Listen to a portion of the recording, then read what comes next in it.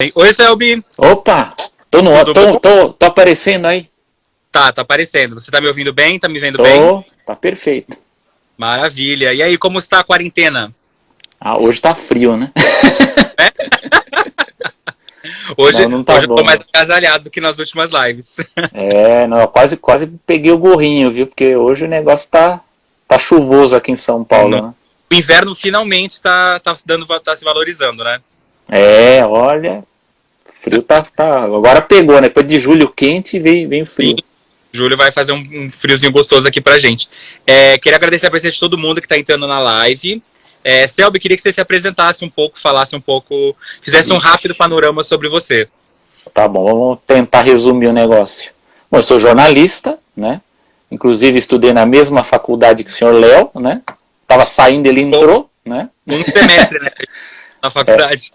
Lá no Mackenzie, enfim, eu especializei nessa parte de cinema, enfim, jornalismo cultural. Depois eu fui fazer uma pós-graduação em política e relações internacionais, né? Me tornei acadêmico, fazer mestrado, doutorado em ciência da comunicação lá na USP, então tenho pesquisa na área de comunicação e cultura, cinema de animação, mas não propriamente só cinema, né? Falo televisão, enfim, agora internet e tal. Sim. E nos últimos tempos estou ainda, né? Estou concluindo um pós-doutorado com tema. Assim, é legal ler, embora ele seja um pouco estressante quanto ao tema, que são as guerras culturais, né? Então, guerras culturais em todos os aspectos aí da mídia, com um foco mais específico em jornalismo. E, do ponto de vista profissional, também trabalhei na Editora Abril, também fui colaborador lá também, enfim, em outras empresas, como freela. E fui o fundador do site Animedic, que foi muito famoso aí de 2001 a 2011. E se tudo der certo, em 2021 estarei de volta. Você está prometendo isso faz tempo pra gente. A gente se conheceu por causa do site e do fórum, né, que a gente participava. Sim, o fórum também. Animação. Se eu não me engano, foi em 2001 que eu conheci você, né? Lá se vão quase 20 anos. Ano que vem completamos 20 anos que eu conheço você e o pessoal. O fórum eu acho que é de 98, hein? Não, eu acho que o fora era de 2000, se eu não me engano, porque eu entrei um ano depois que ele completou, um pouquinho depois que ele completou. Porque eu acho que tinha outro fórum antes. Sim, aí verdade. Fechou. Eu lembro um pouco dessa história, que teve uma galera... que eu lembro porque eu lembro das discussões do filme A Nova Onda do Imperador, então eu sei que é antes de 2000. Então, eu ainda não estava nessa época. Eu lembro de Atlantis pra frente, que foi quando eu comecei a acompanhar, e logo depois de um ano eu criei o Planeta Disney, e estamos aí desde então, né? Desde então. Vai ser só 2021 que volta o Animedic? Vai ter que esperar mais 2 anos? Não, 2022. Não, 2021, né? Tá. Então ano que vem. Na verdade eu já estou aos poucos rabiscando o que vai ser. Pode ser que venha antes, vai depender das circunstâncias financeiras também, né? Mas a gente está aprontando, talvez no final do ano, mas eu sempre faço uma aposta um pouco mais longe. Eu sou igual a Disney nos parques, sabe? Eles põem fila de 90 minutos, você fica 60 e fica feliz porque acha que ganhou, né? Eles mentem um pouquinho, e aí o pessoal chega mais cedo e fala, olha, vim mais cedo para dar aquela surpresa. E você também está agora num podcast rival do nosso, meio do Ala, né? O Animação. Sim, podcast Animação, ele tem um viés mais para negócios, né? A gente discute um pouco mais esses aspectos econômicos. Oi? Pode falar, desculpa. Então, os aspectos econômicos, a gente fala um pouquinho também de questões de produção, de distribuição, até para se diferenciar um pouco, porque como tem já outros podcasts, outros sites, enfim, dá trabalho, né, como qualquer projeto desse tipo, parece que é fácil, mas não é, né? Não é? Mas tô lá com o Paulo Martini.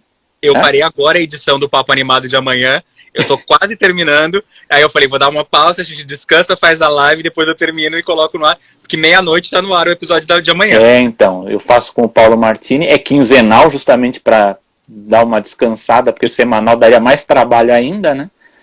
Mas tá legal, é uma experiência legal o podcast. Sim, só vocês vão dar o link, né? Animação pod, né? .com.br, e tem a página também no Facebook ali, que de vez em quando eu posto algumas novidades lá. Sim, eu não sei se você escutou o episódio da semana passada do Papo Animado, que eu indiquei o seu podcast pro pessoal conhecer, né? A gente está fazendo... eu já falei, Paula, que estamos aguardando o convite para ir para participarmos do podcast, porque você já é figurinha carimbada do nosso. Aliás, eu citei você no último, porque você fez aquela correção do Segredo de Kells, lá você foi citado, né? Obrigado. Segredo de Kells, filme que eu lancei na Qual que é o título mesmo? Brasileiro? É Fabuloso, alguma coisa. Nem você lembra.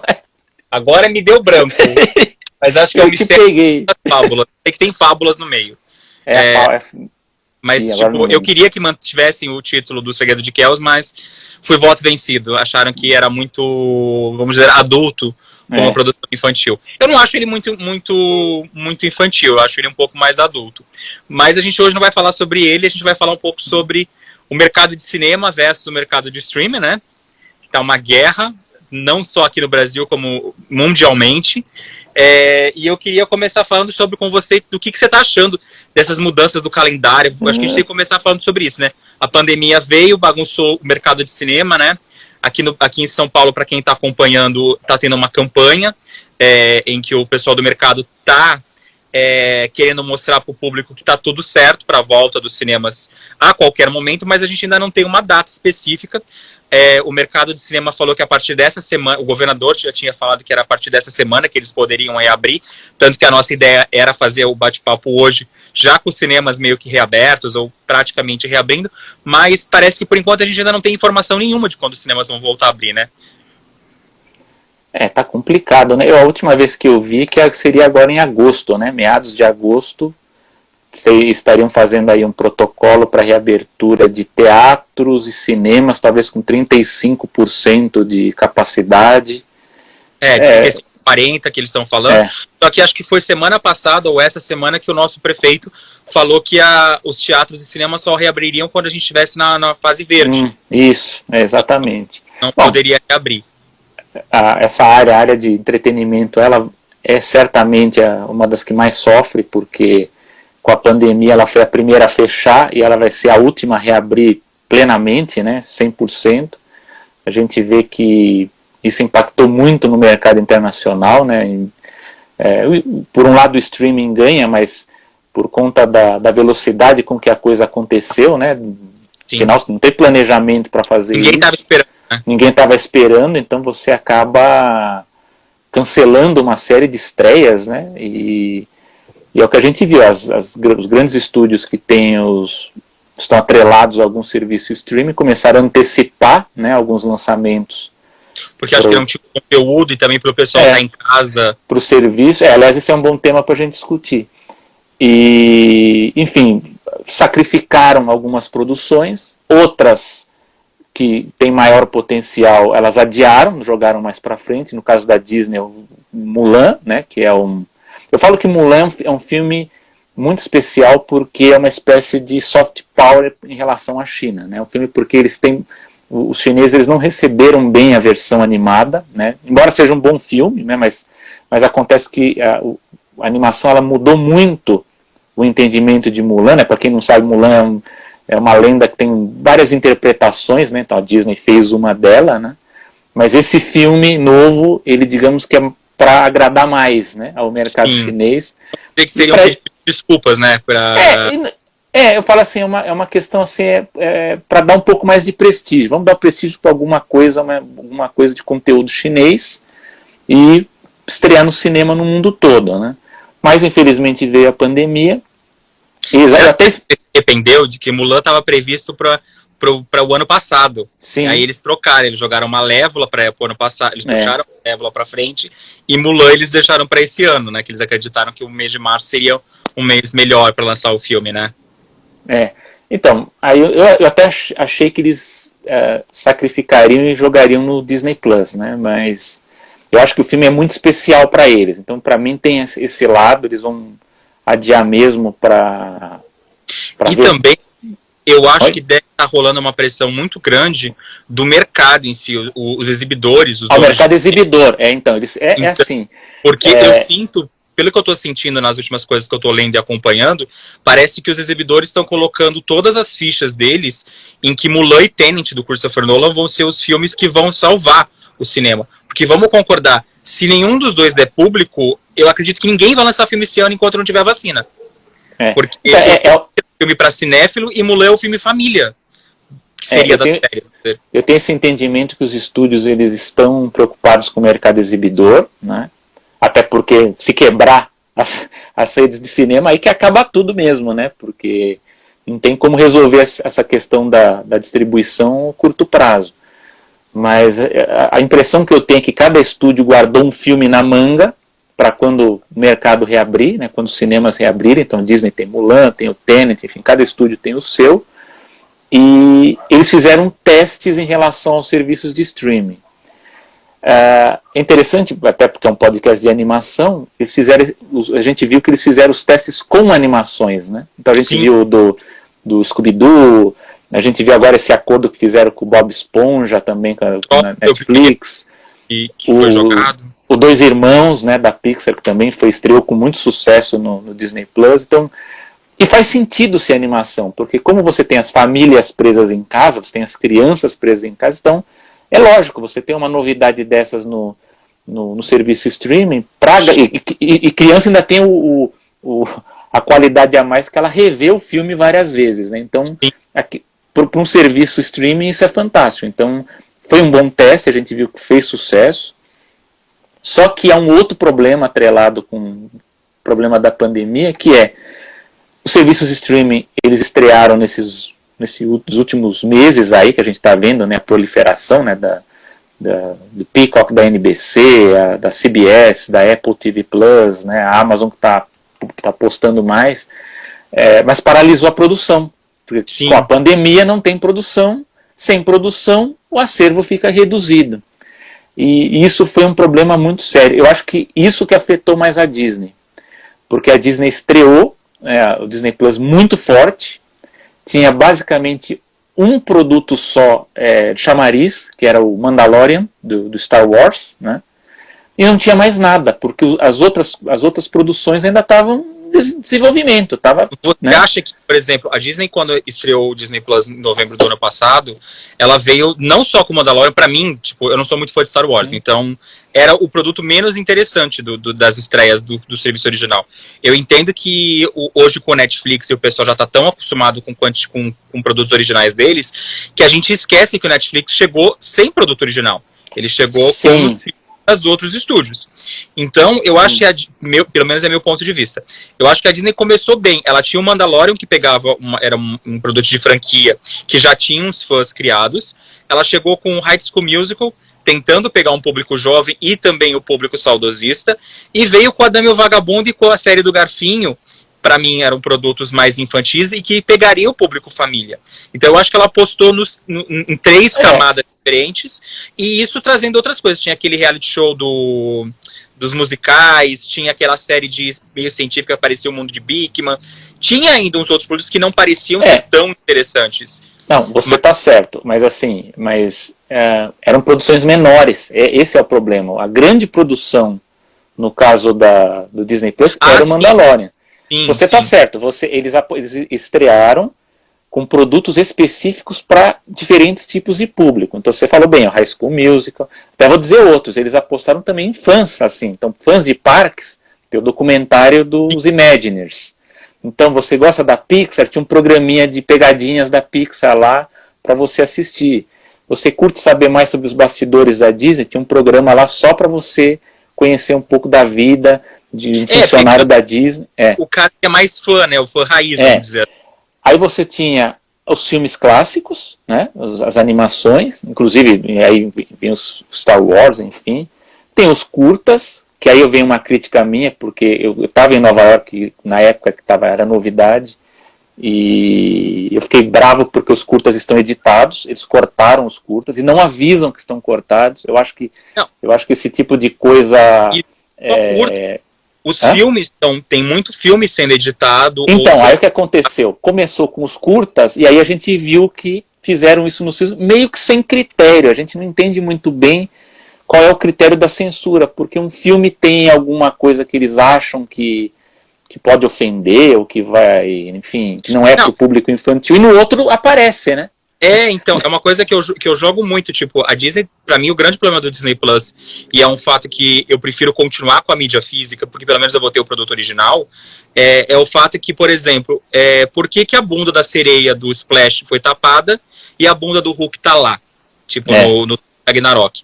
Por que a gente não pode ter o quadro mostrando o pai dos três porquinhos como salsicha e a gente tem uma cena de decapitação no Vingadores Ultimato?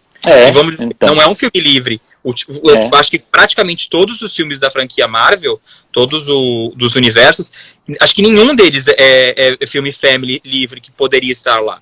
Então a gente não tem muito que um motivo especial por que tá rolando isso. Teve séries que saíram. O Love, Victor, que era uma série que a Disney considerou um pouco mais adulta, foi pro Hulu. Mas tem cenas muito mais violentas em filmes do Piratas do Caribe, em filmes da Marvel, e por que estão lá e esses outros que podem ter uma temática como drogas, que vamos dizer assim, não é legal para a criança ver sozinha, mas teria o jeito da criança ver com o pai e o pai explicar. Então, aí que vem o meu ponto. Você falou bem, eles estrearam com essas produções. Tinha uma grande, que era o Mandalorian.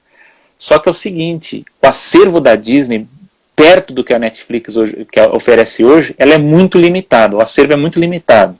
Então o que acontece? Muita gente assinou, ou pegou aquele pacote gratuito, né, para você conhecer, assistiu as novidades, que eram essas que a gente citou aqui, e quando foi ver o resto, eram as animações, eram alguns filmes, enfim, live action lá que eles colocaram à disposição, enfim, da Marvel, do Star Wars, alguns outros mais antigos da comédia, alguns da Fox, né? Só que assim, é limitado. Se a gente for parar para pensar, para a pessoa que quer mais variedade, ela não encontra. Aí o que a Disney buscou fazer? Ela começou nesses últimos tempos a explorar conteúdos diferentes. Então você vai lá e coloca musical, o Hamilton, coloca outros documentários que não estavam ainda planejados para entrar lá. Querendo ou não, porque eu tenho um ponto que eu meio que discordo de você. Eu acho que a Disney tem um catálogo gigantesco de produtos que não estão ainda no Disney Plus. Então é aí que eu ia chegar. Que podem colocar. Eu vou falar o que aconteceu com o Disney Plus, que eu acho que foi o maior erro. E que agora esse serviço da NBC acertou. Você imagina, a NBC está chegando atrasada. NBC Universal, para quem não conhece, né? Que é ligada à Universal. Você imagina. Eu sou dono lá da NBC.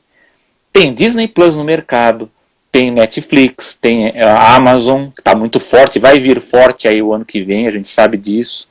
Tem a CBS e tal. O que eles fizeram? Eles pegaram a NBC, lançaram esse serviço, né? O nome não é muito bom, né? Peacock não é muito bom. Mas enfim, o que eles fizeram? A gente tem que ter conteúdo. Vamos juntar todo o conteúdo que nós temos em um serviço só, e criamos as camadas, né? Então você tem uma camada gratuita que entra o quê? O conteúdo da rede aberta. Então todas as séries da rede NBC, eles vão colocando lá, as antigas, as novas, coloca lá. Tem jornalístico? Tem, coloca os jornalísticos lá. E vão enchendo o conteúdo. Então você vê, eu estava vendo agora, que tem 10 milhões de assinantes em poucos meses. É um sucesso o negócio. Então a Disney, o que ela tem? Ela tem um acervo maior. A Disney conseguiu 10 milhões num dia. Eu vi comentários falando que esse novo serviço da NBC, ele não foi tão bem de estreia, porque ele não tinha também tanto conteúdo. Ele não tem conteúdo original, ele tem só o conteúdo de acervo da Universal e dos canais. Sim, mas até a pandemia foi boa para a Disney, porque ela está revirando os arquivos para trazer material para o Disney Plus, que ela precisa de novidade toda semana. Sim. Mas a Disney ela conseguiu isso muito graças ao Mandalorian. Ela explorou muito em cima do Star Wars. Ela veio com a NBC, não tinha novidade. Só que é o seguinte, a Disney ela tem muito conteúdo, só que ela espalhou. Então, o que é da ABC, da rede aberta, não está lá. Então a gente não vê nem aquelas séries que eram da Disney, que foram exibidas na rede ABC, não estão no Disney Plus. Sim. Você tem os jornalísticos, os jornalistas estão fora. Os esportivos têm um aplicativo próprio que é o ESPN Plus, então já não entra. E aí eles pegaram tudo que é adulto e jogaram no Hulu, que é um outro serviço. Então você dividiu a sua oferta do seu acervo. Eu até comentei no podcast que vai ao ar amanhã no Papo Primado, que pra mim o mais certo era a Disney simplesmente pegar e criar um login Kids, onde os pais Sim. possam escolher a idade do produto, da classificação, do que você simplesmente chegar e ficar dividindo o serviço só pra família. Olha, eu vou mais longe. Eu acho que tinha que ter o Hulu junto ao Hulu e cria não precisa nem ser Kids, junta o selo Family, como tem o ABC Family deles lá. Sim. Então, mas eu acho que devia junta o serviço Family. No Netflix você tem animação, você tem conteúdo mais adulto, tá tudo lá, é um acervo único, né? Não tem por que diferenciar. Sim, e você acaba dividindo o público. Eu acredito que eu acho que vai começar a chegar um ponto em que vai ter tantos serviços de streaming que o pessoal vai ter que escolher. Hoje aqui no Brasil, Sim. eu acredito que todo mundo assine todos. Eu tenho aqui em casa o Amazon Prime, a Globoplay e o Netflix. Mas se eu tiver que escolher para tirar, eu acredito que o Netflix seria o primeiro que eu tiraria por ser o mais caro. Entendeu? E o Disney Plus, para mim, por valor sentimental e pelos produtos, me interessa muito mais do que, por exemplo, um Netflix ou um Amazon Prime. Sim. Faz sentido. Bom, tem a tese que dizem que no futuro a gente vai ter um serviço de TV a cabo de streaming, né? Pra gente poder escolher qual que a gente quer, porque é muita coisa para ver. Mas tem isso. E a Amazon vai vir forte, viu? Porque eles estão produzindo muita coisa aí que não entrou ainda. Produções grandes, né? Então eles vão vir forte aí pro ano que vem. Até porque eles vão perder aqui no mercado internacional, aqui eles têm a Disney, né? Eles vão perder a Disney, eles vão ter que entrar com conteúdo forte. Eu sinto que, pelo menos nesses últimos meses aqui, ou no começo da pandemia, o Amazon Prime, ele começou a fazer muita propaganda e começou a jogar muito a marca Disney. O comercial que eles passaram, por exemplo, na final do Brother, só tinha filmes da Disney. Era Vingadores, Capitã Marvel, Aladdin, Rei Leão, Toy Story e Frozen. Quer dizer, parece que o Amazon Prime era o serviço. Eu li em alguns lugares que parece que a própria Amazon Prime ofereceu para a Disney, que eles são legais, né, vamos dizer assim, de lançar o conteúdo do Disney Plus, como o Hamilton e o Mandalorian. Só que a Disney não quis, e eu ainda acho que a Disney tá certa, porque ela vai querer que as pessoas assinem o serviço dela. A gente sabe que existe pirataria, tem todo mundo que foi para toda semana assistir Mandalorian nos Estados Unidos. Mas eles, querendo ou não, eu acho que até que é meio insignificante para eles. Por exemplo, o público brasileiro tá pirateando a primeira temporada das séries. Mas assim que chegar, vai todo mundo assinar para ver a segunda temporada. Então, é meio que vai no pirata e adoça a vontade. Quando lançar, vocês vão vir para cá. Eu acho que nesse ponto a Disney agiu corretamente, por quê? A gente até reclama como fã que a gente quer o serviço funcionando agora, né? O quanto antes melhor. Mas eu acho que de um lado a pandemia, assim, esse atraso todo em relação aqui à estreia no Brasil, ela é boa porque assim não tem conteúdo ainda, em quantidade, conteúdo novo. Então não faz sentido a Disney dar de bandeja o conteúdo inédito para a Amazon e aí quando se estrear, né, em novembro desse ano, já está tudo na Amazon. Então é melhor guarda isso que tem, que ainda é a novidade, para que quando você se estrear, tenha acesso, né?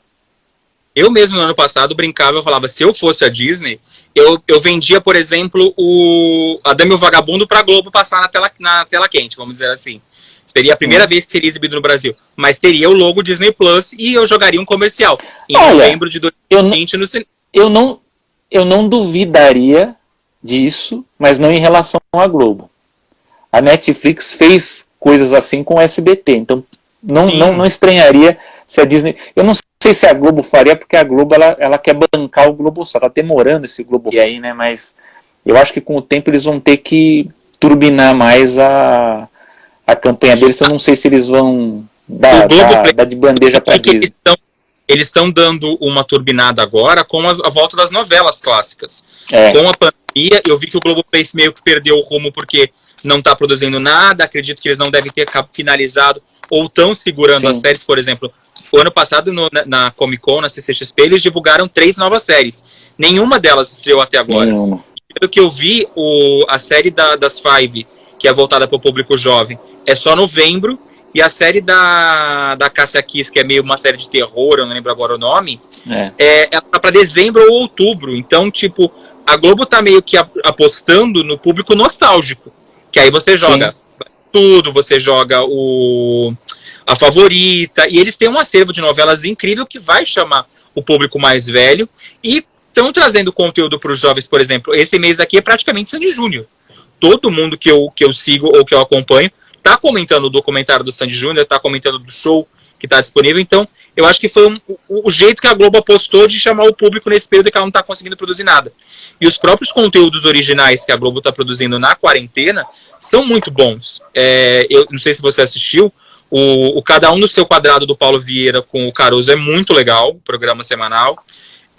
Tem a série do Mazeu também, que é muito boa, o Diário de uma Quarentena. E tem aqueles filterzinhos diários, que esses já estão livres para todo mundo assistir, mesmo quem não é assinante, do Adnet, que são muito legais e são super elogiados e comentados durante o dia. A pandemia acabou atrapalhando a produção. Pelo que eu sei também, muita coisa não foi finalizada. Isso atrapalha. É uma pena. Eu acho que o Globoplay poderia apostar mais em programação infantil, né? Eu acho que é uma coisa que falta. Né, de boa qualidade, assim, porque tem no YouTube, né? A criançada tá no YouTube, mas eles poderiam explorar um pouco mais isso. Poderia começar com nostalgia, né? Não, eles têm um acervo, tipo, eu tava vendo esses dias aqui, começou a rolar os boatos da Xuxa, da volta da Xuxa pra Globo. Eles têm os filmes da Xuxa. Eles têm o show da Xuxa que eles podiam voltar a colocar.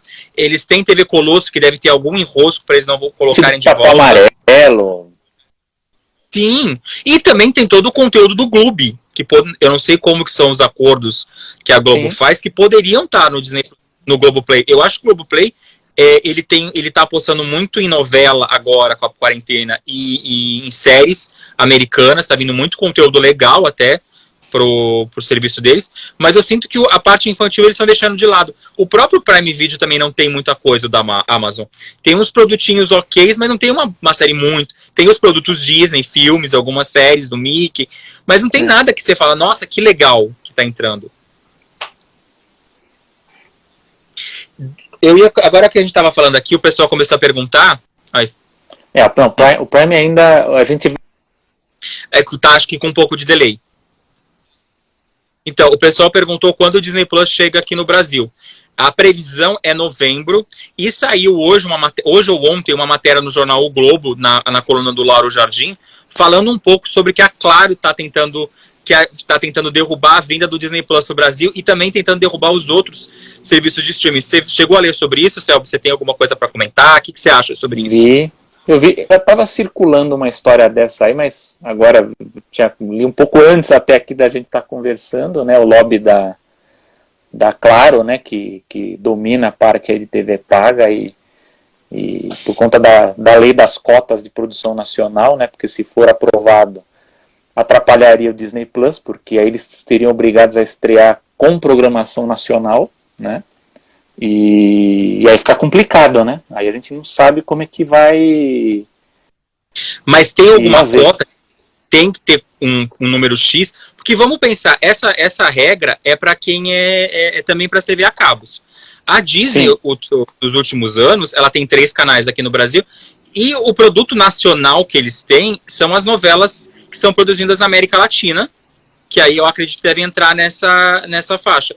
Eu estava lendo a matéria, acabei vendo alguns sites trazendo manchetes meio sensacionalistas, que para mim são só caça-cliques, falando que o Disney Plus não vai estrear na data certa por causa da Claro, alguma coisa nesse gênero, mas eu acredito que a Disney tem produto nacional. Eles, nesses últimos anos, a gente teve produtos infantis como a Casa do Disney Júnior, com a Estela e com o Vini, a gente teve a Floricultura da Nana, na época do High School Musical Brasil, a gente teve o Quando Toca o Sino, Que Talento, a gente também tem as novelas, o Violeta, a Disney tem alguns produtos nacionais, eu concordo, não são muitos, mas tem um certo, vamos dizer assim, um pacotinho que dá para eles acabarem jogando aí como desculpa, vamos dizer assim, enquanto eles não produzem. E pelo que a Xuxa andou dizendo por aí, a Disney procurou ela para fazer a programação para fazer. Então, acredito que a Disney também deve estar apostando em produtos nacionais, em querer fazer série.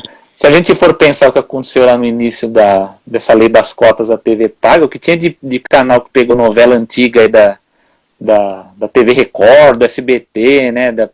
Foi pegando. A Disney pode pegar toda semana. Pega o Zapping Zone lá, que era gravado lá na Argentina, lá e põe na TV, põe no streaming. Até poder produzir, né? Não, e isso que eu tô falando, conteúdo, eles têm muita coisa que eles produziam. Tem uma série atual que o Vini tá fazendo também, que é dublado, se eu não me engano, pelo Thiago Abravanel. Não é um puta catálogo, mas eles têm algumas coisinhas que foram produzidas. E a própria Disney tem um monte de filme nacional que é distribuído pela Mira Vista. Concordo, alguns não têm a classificação Family pro Disney Plus. Mas, por exemplo, tem o novo da Maísa, o Cinderella Pop, é Mira Vista, que é Disney. Tem o High School Musical Brasil. Eles têm alguns conteúdos. E acredito que se a Disney quiser mesmo lançar o Disney Plus esse ano, ela acaba comprando séries nacionais que já estão engavetadas. Mas a Amazon Prime tá com séries nacionais? Originais, não. Eles não, não. Eu acho que eles têm o Homens, que eles estão exibindo, que é nacional, vamos dizer assim. Eles têm os reality shows da Band, eles têm o Masterchef, eles têm o De Férias com Ex, mas não é nenhum produto original Amazon Prime. O Netflix também não tem muita produção nacional. Ultimamente eles têm um filme ou outro e tem uma série ou outra. Não é aquela coisa que você fala, nossa, quanta coisa. Muito do conteúdo original do Netflix está sendo cancelado, vamos dizer assim. Eu acho que poucas séries estão se mantendo. O 3% está se mantendo. Samantha, que eu achei que ia funcionar e acabou ficando só até a segunda temporada. Então, eu acho que isso é um jeito que a Claro deve... Eu acho que é o desespero do pessoal de TV a cabo, porque o pessoal está desistindo da TV a cabo. E eu acho que com a vinda do Disney Plus vai ter muito mais gente desistindo porque eu acho que vai acabar não tendo o significado do Disney Channel, por exemplo. Eu vi que, se eu não me engano, em alguns países da Europa parece que eles vão fechar. Acho que na Inglaterra, né, eles estão planejando fechar. Então, eu acho que o futuro vai ser manter só o Disney Channel, com a programação mais voltada para o público infantil, Disney Junior de manhã, o quadro como era antigamente. É uma programação mais para jovem na parte da tarde, e à noite passar filme e coisas mais antigas para pegar o público nostálgico, se eles quiserem pegar. Eu não sei se você chegou a acompanhar, de maio para cá, o Disney Channel e o Disney XD tá passando toda quinta-feira o especial TBT, que eles trazem séries antigas e é o que tá dando mais audiência na semana pro canal. Não, eles têm um acervo muito grande, né? Dá para explorar. É que o pessoal que monta a programação ali precisa olhar, mas dá para explorar muita coisa aí. E coisas antigas que são boas, né?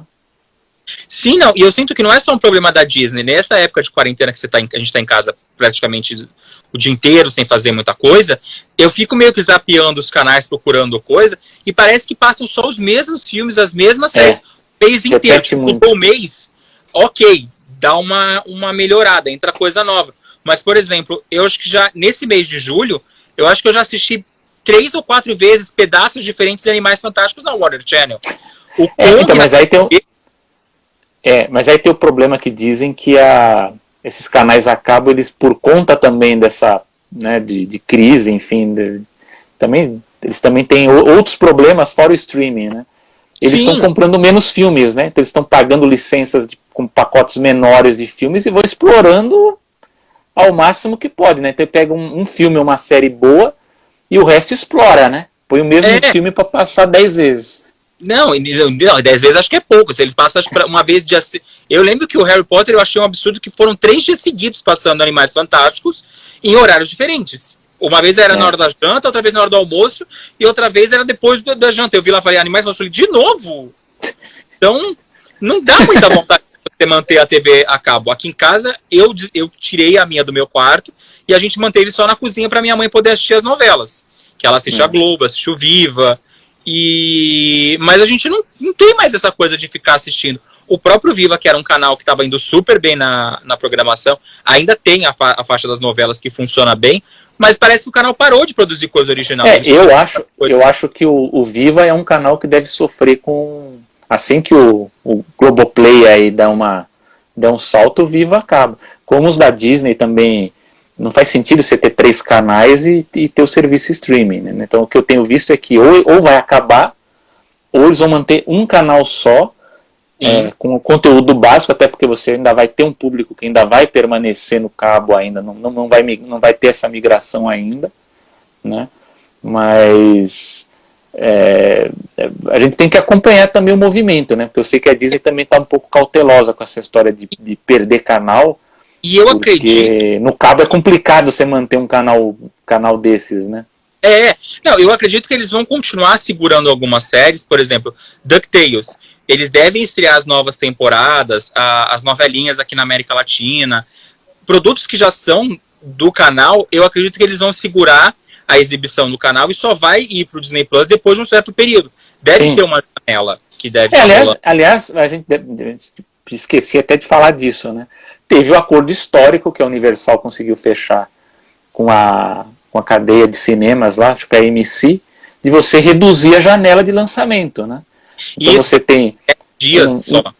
Então aí você tem, assim, não é obrigatório, né? Então você tem o estúdio tem essa opção de estrear um filme no cinema, ele fica 3 semanas e ele já pode ir para o streaming, com a vantagem, né? Isso que ficou bom para o exibidor, né? Ele tem a vantagem de receber uma fatia sobre o aluguel premium, né? Porque ele iria para o streaming, mas num serviço premium, você pagaria ele a mais para poder assistir a novidade, e o exibidor ganharia junto. Aí isso a gente tem que acompanhar nas próximas semanas. Oi? Isso daí é só um exibidor, que é a AMC. Então, é isso que eu estou falando. Eu acabei de ver hoje que saiu uma matéria na revista Exibidor, que fala que a Cineworld, que é a segunda maior rede de cinemas do mundo, que ela não concorda com isso. Que ela então, aí que eu falo. Porque acredita que ela vai ganhar uma faixa da grana do streaming. Então, aí é que tá. Na verdade, os exibidores não querem. Essa batalha para reduzir janela, ela já tem mais de década. Eles não querem. Mas, porque eles acham que vão perder. Mas, assim, se a Universal fechou e para a AMC eles conseguirem, enfim, com esse valor aí, essa fatia, conseguir um bom valor, eu não duvido que os outros estúdios comecem a negociar com a rede e tal, e mude o funcionamento da coisa, né? Não significa que o cinema vai desaparecer nem nada, mas vai mudar um pouco o jeito de como acontecem as estreias, né? E eu acho que vai acontecer de, por exemplo, principalmente nesse começo, ter outras redes que vão acabar boicotando se não ganharem uma grana também. Não, é isso que eu tô falando, a ideia vai ser negociar com várias, né? Não vai ser só com uma ou duas. Agora, lógico que eu acho que não vai acontecer com todos os filmes.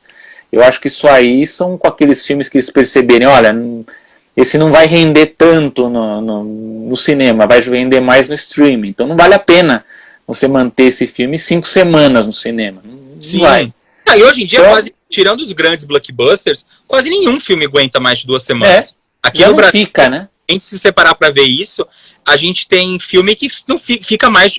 Eu já cheguei a ver filme que ficou um dia em cartaz. Ele ficou quinta-feira, na sexta-feira o exibidor ligou pra distribuidora falando, tipo, gato, tô tirando o filme porque não tá dando público. E aí na sexta-feira eles mudaram a programação. É isso, então, o pessoal não chega mais a esperar o boca a boca, que era o que acontecia antigamente. Sim. Eu lembro que o pessoal, às vezes eu vejo o pessoal comentando e reclamando nas redes sociais, principalmente o pessoal mais novo. Tá demorando pra caramba pro filme chegar, a segunda temporada da série. Eu falo, gente, antigamente a Disney lançava o desenho animado do ano, tipo Pocahontas, saía em maio de 95, o VHS só ia chegar em 96, no mesmo período.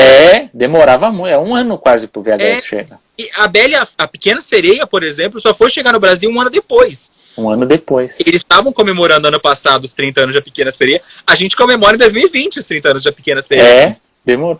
Olha, Pequena Sereia eu assisti em VHS um pouco antes, porque alguém trouxe o VHS pro Brasil, o americano que saiu antes. Mas o brasileiro saiu meses depois. Então, se demorou um ano para chegar o filme nos cinemas, imagina o VHS. Geralmente o filme demorava no mínimo 6 meses, de cinema, né? Dos Estados Unidos para cá, e o VHS 1 ano, né?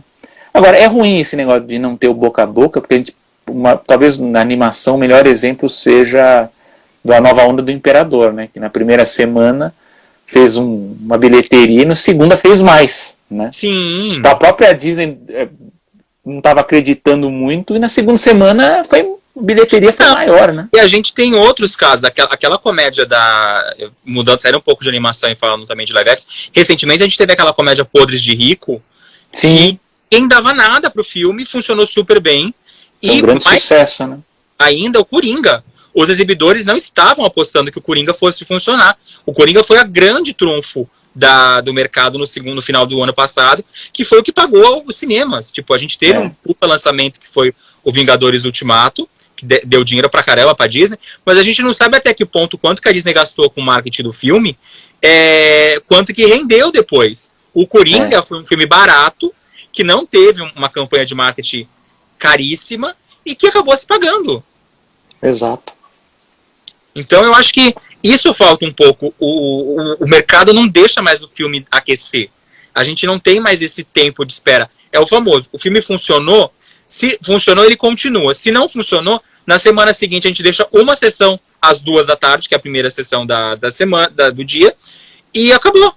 E eu acho isso muito ruim pro mercado, porque você não consegue, às vezes, indicar um filme. Você vai assistir o filme na segunda, no domingo, você vai indicar uma pessoa assistir, no outro final de semana o filme já não tá mais em cartaz. Esse é o problema, né? E a gente acaba perdendo várias próprias animações, filmes muito interessantes que a gente podia ver nos cinemas. O Dois Irmãos, eu acho que pra mim ele teve um grande problema por ter sido lançado na pandemia, que ele é um filme que tem uma divulgação genérica, parece uma animação de qualquer outro estúdio, menos da Disney. E você, depois que assiste, muita gente gosta e indica o filme. Eu queria ter assistido de novo. Eu só consegui assistir o filme porque eu fui na semana de estreia, que eu tava fazendo um evento no cinema. Acabou o evento, tinha uma sessão, eu falei, vou assistir porque senão eu vou perder. E muita gente não conseguiu ver, acabou vendo no digital o filme. Não, tem muito... Lógico que também, a gente tá falando só desse período de pandemia, mas antes os estúdios, às vezes, eles cometem barbaridades, né, pra destruir a estreia do filme, né? A gente vê o Planeta do Tesouro, né? Você pega aquele filme do Ursinho Pooh que estrearam contra o Harry Potter, né? Quer dizer, não tinha como o negócio. Eu entendo que são públicos completamente diferentes. O pessoal que vai assistir Ursinho Pooh não é o pessoal que vai ver Harry Potter. Mas ainda tem público que vai assistir Harry Potter que poderia assistir Ursinho Pooh. Não é todo o público. Mas ainda tem o pessoal achando. Eu lembro que faz acho que uns 3, 4 anos, meu chefe queria lançar um filme no dia do primeiro filme do Star Wars, quando a Disney voltou com Star Wars 6. Só que era um filme de arte, era um filme alemão, de guerra. E era exatamente a ideia do vamos lançar um filme para quem não quer ver Star Wars. Porque nenhum estúdio estava lançando o filme. Não, mas aí faz sentido. Mas você pega, você falou Star Wars, teve um caso daquele filme do Will Smith, que era o James West, né? Que ele é cowboy. Estreou junto com Star Wars. Acabou o filme, né? Detonou, porque você estreou junto. Um filme com o mesmo público, né? Aí... Não, e esses dias mesmos eu tava vendo muita gente reclamando nas redes sociais, por exemplo. Hoje saiu a informação que a Disney vai lançar, a Pixar vai lançar em junho do ano que vem, o Luca, que é o próximo animado dele, depois do Soul. Aí muita gente reclamando, por que a Disney já tá anunciando um filme, pode ser que nem lance, e não sei o que. Eu falei, gente, o estúdio tem que fixar a data. Tem muito filme da Pixar, tá lá, filme da Disney, animação da Disney, mas a gente não sabe qual que é. Mas ele precisa a data para que não role a briga com outros estúdios. Não, todos os estúdios têm que montar calendário para 5 anos. Você já vai montando para não ter Eu acredito que pós-pandemia deve rolar uma mudança no calendário de todo mundo. Sim, não vai mudar. Eu não acho que o filme do Spielberg vai estrear em dezembro, se não, talvez em fevereiro, para pegar a janela do Oscar.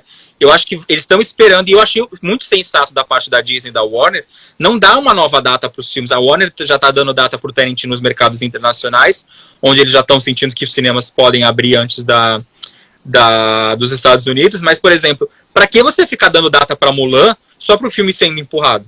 Então já espera, já avisa, vai ser um dos nossos lançamentos. Faz a dia.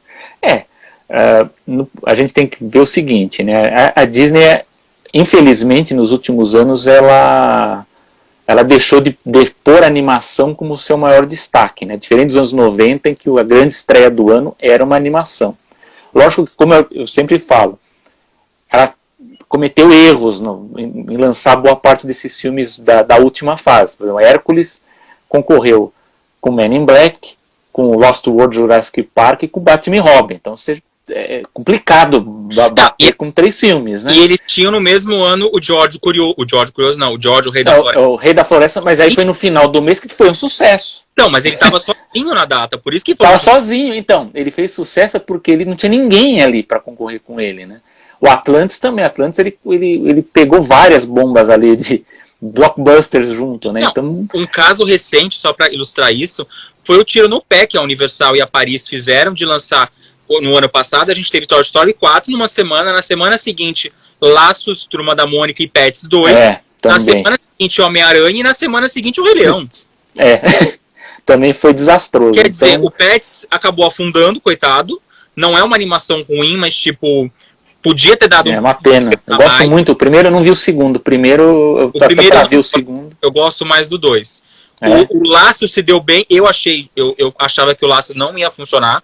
Eu achava que seria um puta produto, mas eu não acreditei que o público ia para o cinema assistir. E eu fiquei surpreso, fiquei feliz com o resultado. Mas eu acho que Laços poderia ter funcionado muito melhor se ele não participasse com a dobra do Toy Story 4, que as pessoas...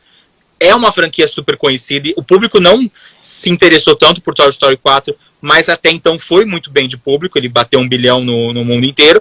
E o Homem-Aranha, que era um filme pós-Vingadores. Todo mundo tava louco pra saber o que ia acontecer depois. E na semana seguinte, o Rei Leão.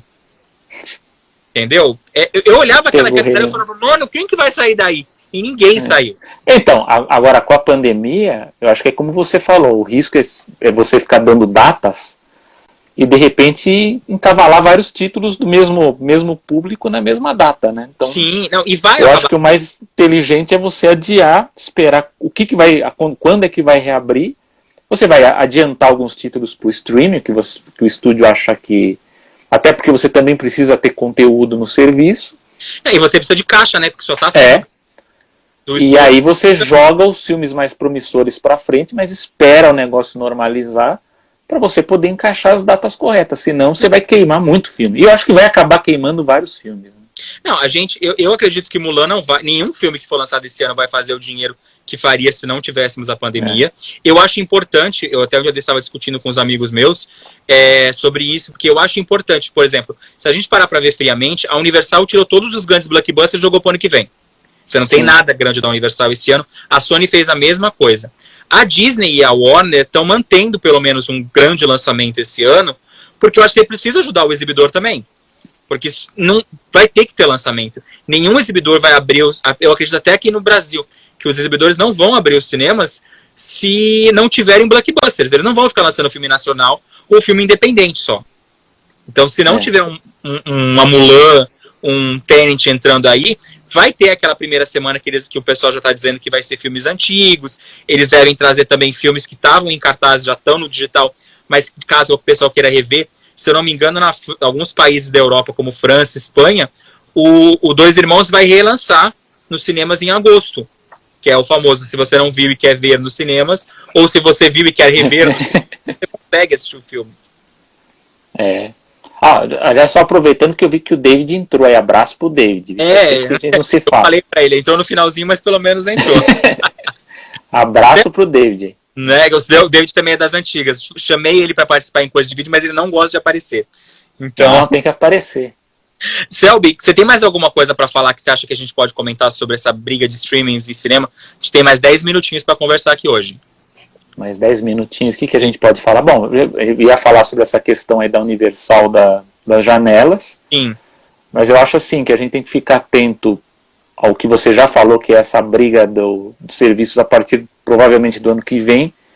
A gente vai ter uma oferta de produtos de alta qualidade muito grande. A Amazon vai vir com muita força.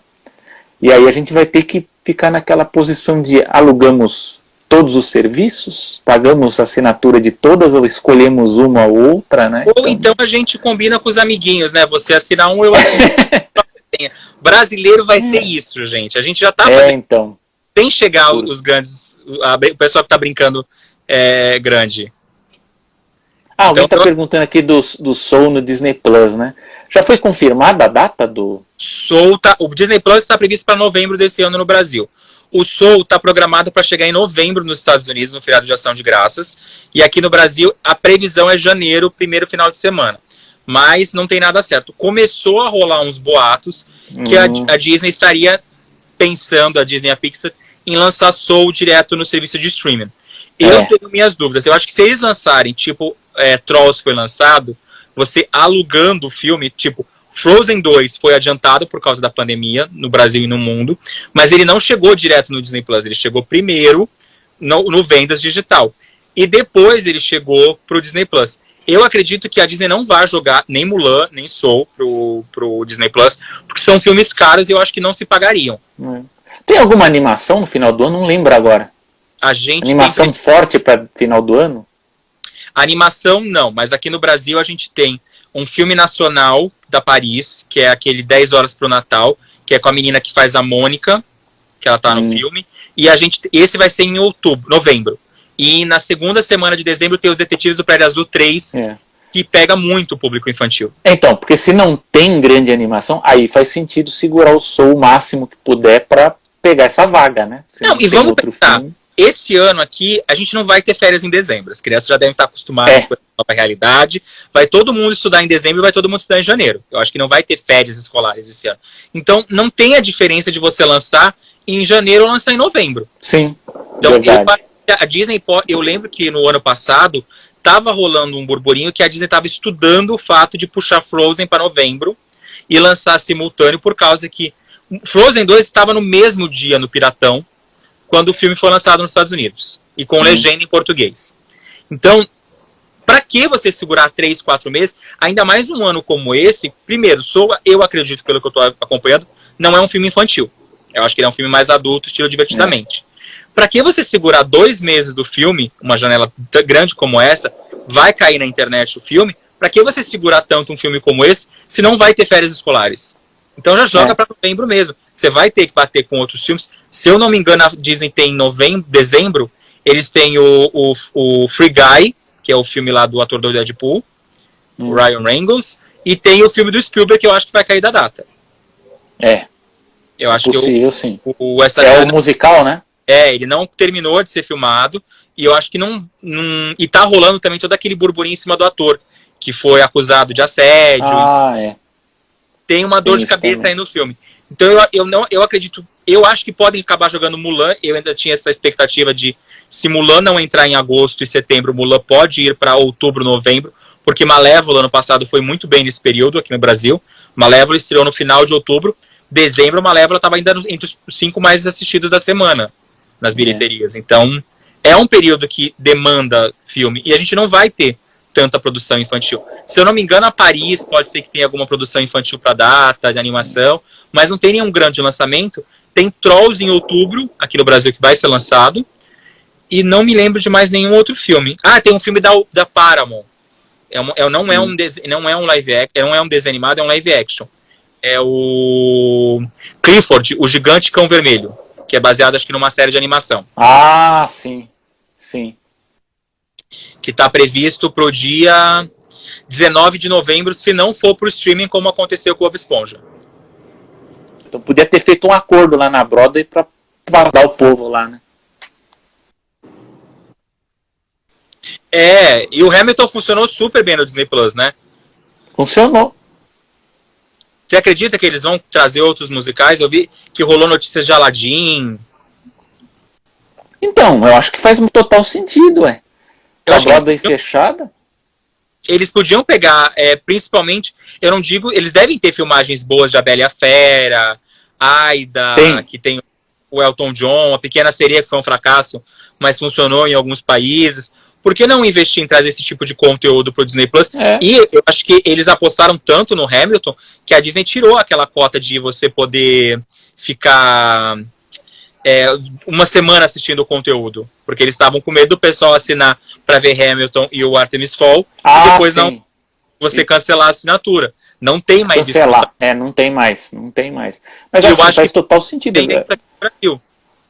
Poderia explorar os musicais, e não só os musicais da Disney, você pega outros musicais, ou enfim, outros produtos aí que sejam familiares, e joga no streaming. Não, o próprio especial que eles fizeram, que ficou super bem montadinho lá, o Disney Family Sing Along, que era o cara apresentando de casa, e os cantores, eles conseguiram criar um conteúdo legal, mesmo na quarentena. Ficou legal, sim.